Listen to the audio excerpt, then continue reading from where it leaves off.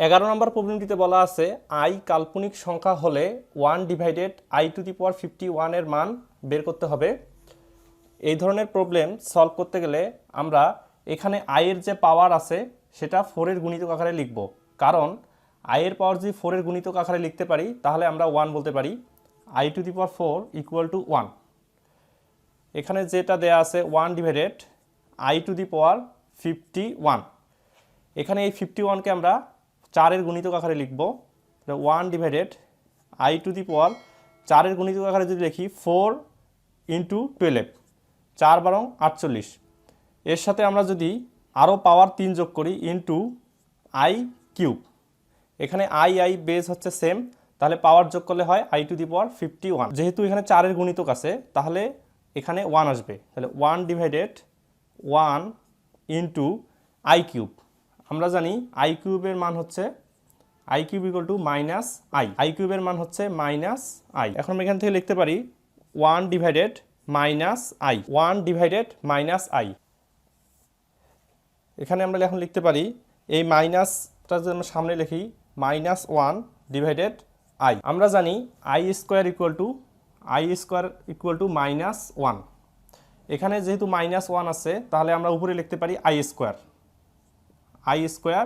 আর হরে আছে i। এখানে আমরা এখন লিখতে পারি i × i হরে i, হরের i লবের i ক্যান্সেল হয়, ইকুয়াল টু হবে i। এটাই হবে আনসার। 12 নম্বর প্রবলেমটিতে বলা আছে i⁻31 এর মান বের করতে হবে। এখানে i⁻31কে আমরা এভাবে লিখতে পারি 1/i⁻31। এখন এই i⁻31কে আমরা 4 এর গুণিতক আকারে কিভাবে লিখতে পারি? 1/i⁴ × 7 করলে হয় 28 ইন্টু, এখানে 31 পাওয়ার মিল করতে আমরা i এর পাওয়ার এখানে 3 লিখব। 28 + 3 ইকুয়াল টু হবে i⁻31। আমরা এটাকে i⁻31কে আমরা এভাবে লিখতে পারি।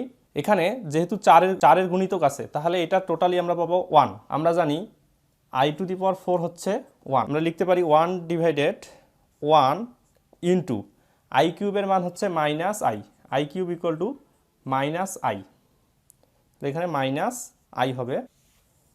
এখন আমরা লিখতে পারি 1/-i, মাইনাসটা যদি উপরে লিখি -1/i। আমরা লিখতে পারি যে i² এর মান হচ্ছে -1, -1 হচ্ছে i², তাহলে উপরে লিখব i² আর হরে হচ্ছে i²কে আমরা লিখতে পারি i × i আর হরে হচ্ছে i, হরের i লবের i ক্যান্সেল হয়, এখান থেকে আমরা শুধু পাই i। এটাই হবে আনসার। 13 নম্বর প্রবলেমটিতে বলা আছে i⁻66 এর মান বের করতে হবে। এখানে i এর পাওয়ার আছে 66।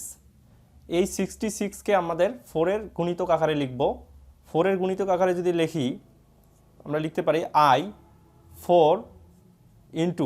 × 16। এটাকে আমরা i এর পাওয়ার হচ্ছে 4 × 16 করলে হয় 64। এখানে ইন্টু i এর 66 পাওয়ার মিল করতে আমাদের আরও i এর পাওয়ার এখানে 2 দিতে হবে। এইটুকের মান হচ্ছে 1। i এর পাওয়ার হচ্ছে 4 এর গুণিতক আকারে যদি লিখতে পারি তাহলে আমরা 1 বলতে পারি। 1 × i² এর মান হচ্ছে -1 ইকুয়াল টু 1 × -1 করলে হয় -1। এটাই হবে আনসার। 14 নম্বর প্রবলেমটিতে বলা আছে 1 + i + i² + i³ +i⁴ এই ধারাটির মান আমাদের বের করতে হবে।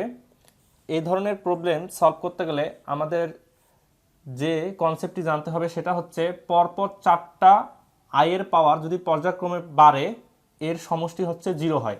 যেমন i⁻1 + i⁻2 + i⁻3 + i⁻4 এর সমষ্টি হবে 0।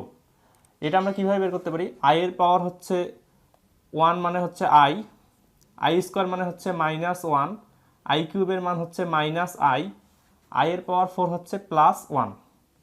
এখানে আমরা যদি যোগ বিয়োগ করি এখানে -1 + 1 কাটা যায়, +i -i কাটা যায়, এখানে হয় 0।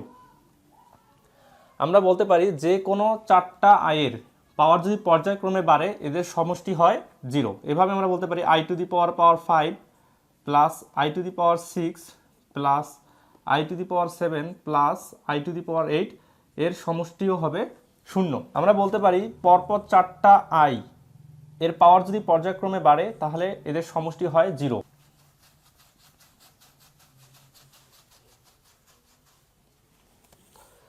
এখানে যে ধারাটি দেওয়া আছে 1 এর জায়গায় আমরা লিখতে পারি i to the power 0 plus i এর উপর পাওয়ার 1 প্লাস i এর উপর পাওয়ার 2 plus i cube plus dot dot plus i এর পাওয়ার 202। এখানে দেখা যাচ্ছে যে পাওয়ারগুলো হচ্ছে পর্যায়ক্রমে বাড়ছে, তাহলে আমরা পরপর 4টা পাওয়ার পর্যায়ক্রমে যদি বাড়ে পরপর 4টা i এর সমষ্টিকে আমরা 0 বলতে পারি। এখানে দেখতে হবে যে এখানে টোটাল এখানে 203টা পদ আছে। এখানে পরপর i 4টা পরে পরপর i আমরা 4 বার কাউন্ট করতে পারি 200 বার। আমরা 200 কে 4 দ্বারা ভাগ করলে হয় 50। এই 50টা আমরা পরপর i এর পেয়ার পাই, যেমন এরকম পাইতে পারি i to the power 0, i to the power 1, i to the power 2, i to the power 3। এরকম আমরা 50টা সেট পাই যেখানে i এর 4টা করে পেয়ার আছে। তাহলে সেই 50টা সেট মানে হচ্ছে 200টা পদ। টোটাল হচ্ছে 200টা পদের মান আমরা 0 পাবো।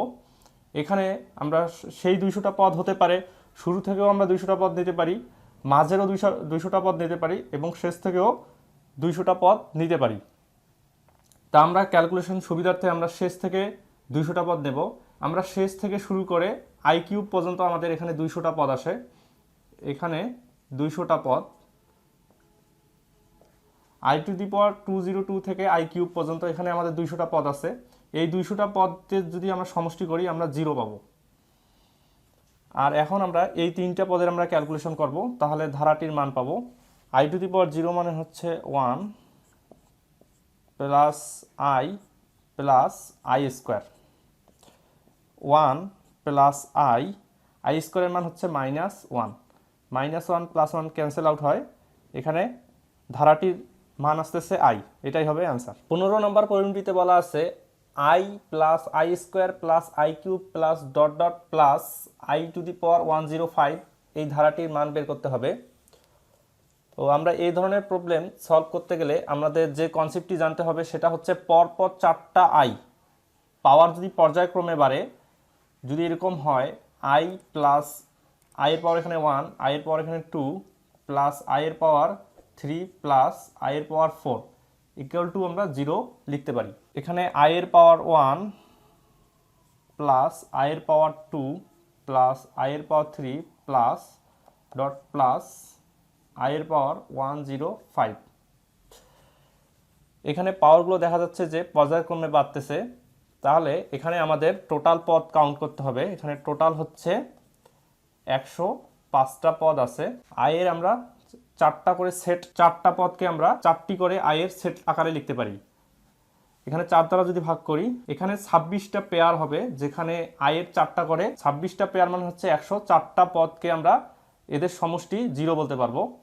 তাহলে 105টার মধ্যে 104টা আমরা শেষ থেকে শুরু করে i স্কোয়ার পর্যন্ত এখানে 104টা পদ আছে। এই 104টা পদের সমষ্টি হচ্ছে এখানে 0। এখানে শুধু একটা পদের ক্যালকুলেশন করলে আমরা অ্যান্সার পাবো। এখানে i টু দি পাওয়ার 1 মানে হচ্ছে i, অ্যান্সার হবে i। 16 নম্বর প্রবলেমটিতে বলা আছে x ইকুয়াল -1 প্লাস -√3 ডিভাইডেড 2 হলে x cube plus x to the power minus cube এর মান বের করতে হবে। এখানে x ইকুয়াল দেয়া আছে -1 প্লাস -√3 ডিভাইডেড 2। আমরা জানি omega equal to -1 plus -√3 divided 2। এখানে ওমেগার মান আর x এর মান এখানে মিলে গেছে, তাহলে আমরা x এর জায়গায় ওমেগা লিখতে পারি। তাহলে আমাদের এই রাশিটার মান বের করতে হবে x cube plus x to the power কিউবকে আমরা লিখতে পারি 1/x কিউব। যেহেতু ওমেগা আর x এর মান সমান, তাহলে আমরা এখানে লিখতে পারি ওমেগা কিউব প্লাস 1/ওমেগা কিউব। আমরা জানি ওমেগা কিউবের মান হচ্ছে 1।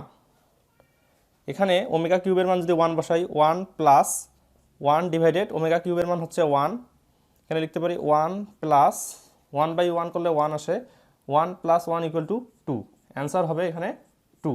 17 নম্বর প্রবলেমটিতে বলা আছে যদি ওমেগা এককের একটি জটিল ঘনমূল হয় তবে omega plus omega square plus omega cube plus omega to the power 4 plus omega to the power 5 plus omega to the power 6 plus omega to the power 7 plus omega to the power 8 এর মান বের করতে হবে। এই ধরনের problem solve করতে গেলে আমাদের যে সূত্রটি জানতে হবে 1 প্লাস ওমেগা স্কোয়ার এর মান হচ্ছে 0। 1 এর জায়গায় আমরা লিখতে পারি omega to the power 0 plus omega power 1 plus omega power 2 equal to 0। এখান থেকে আমরা বলতে পারি যে যদি তিনটি ওমেগা এদের পাওয়ার যদি পর্যায়ক্রমে বাড়ে 0 1 2 পর্যায়ক্রমে বাড়ে এদের হচ্ছে সমষ্টি হচ্ছে 0 হয়।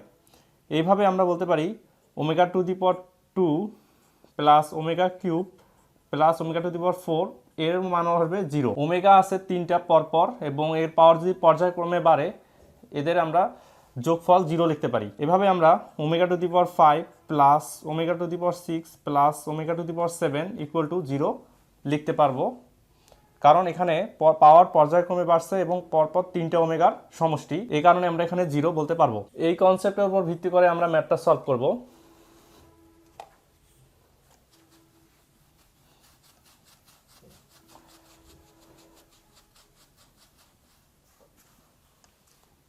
ধারাটিতে মোট পদের সংখ্যা হচ্ছে টোটাল পদ সংখ্যা হচ্ছে 8টা।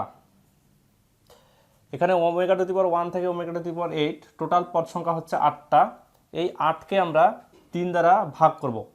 8কে 3 দ্বারা ভাগ করা যায় না, 8কে আমরা লিখতে পারি 6 প্লাস 2।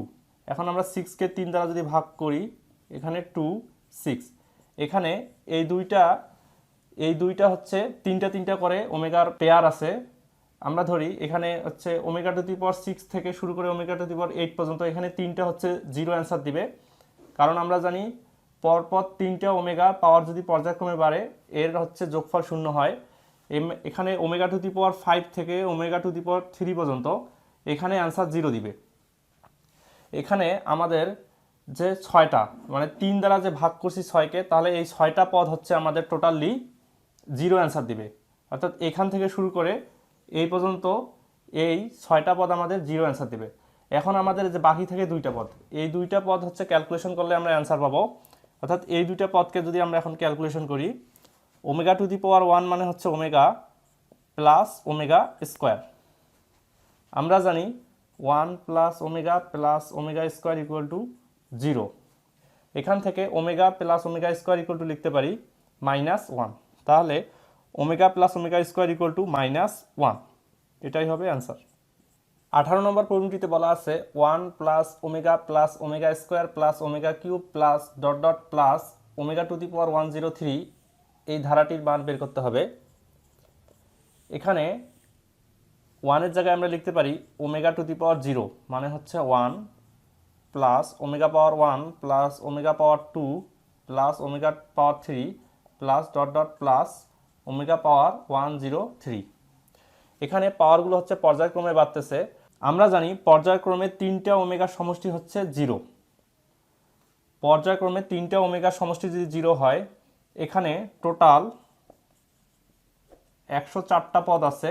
104টা পদের মধ্যে 102টা পদ হচ্ছে পর্যায়ক্রমে ওমেগা পাওয়ার আছে, কারণ এখানে 3 দ্বারা ভাগ করা যায়।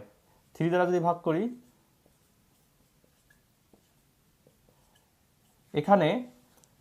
এখানে 34টা পেয়ার আছে, যেখানে ওমেগা তিনটা করে ওমেগা আছে। এখানে 34টা ওমেগার সেট, যেখানে তিনটা করে ওমেগা আছে, এদের সমষ্টি আসবে 0। 34টা সেটে মোট 102টা ওমেগা আছে, যেখানে তাদের পর্যায়ক্রমে যোগফল আসবে 0। তাহলে এখানে 104টা যেহেতু পদ আছে, আমরা শেষ থেকে শুরু করে এই পর্যন্ত শুধু 2টা পদ, আমাদের 2টা পদ বাদ দিয়ে, এই 2টা পদ বাদ দিয়ে শেষ থেকে শুরু করে এই পর্যন্ত শেষ থেকে শুরু করে এই পর্যন্ত এই দুইটা পদ বাদ দিয়ে এখানে 100 দুইটা পদ হচ্ছে অ্যান্সার 0 দিবে। পরপর আমরা জানি হচ্ছে পরপর 3টা ওমেগা সমষ্টি হচ্ছে 0 যদি পাওয়ার হচ্ছে পর্যায়ক্রমে বাড়ে। আমরা এই দুইটা ওমেগা নিয়ে যদি কাজ করি আমরা অ্যান্সার পাবো। এখানে ওমেগা টু দি পাওয়ার 0 মানে হচ্ছে 1 আর ওমেগা পাওয়ার 1 মানে হচ্ছে ওমেগা। আমরা জানি 1 plus omega square equal to 0। এখান থেকে আমরা লিখতে পারি 1 plus omega equal to minus omega square. তাহলে 1 প্লাস ওমেগা ইকুয়াল টু হবে মাইনাস ওমেগা স্কোয়ার। এটাই হবে আনসার।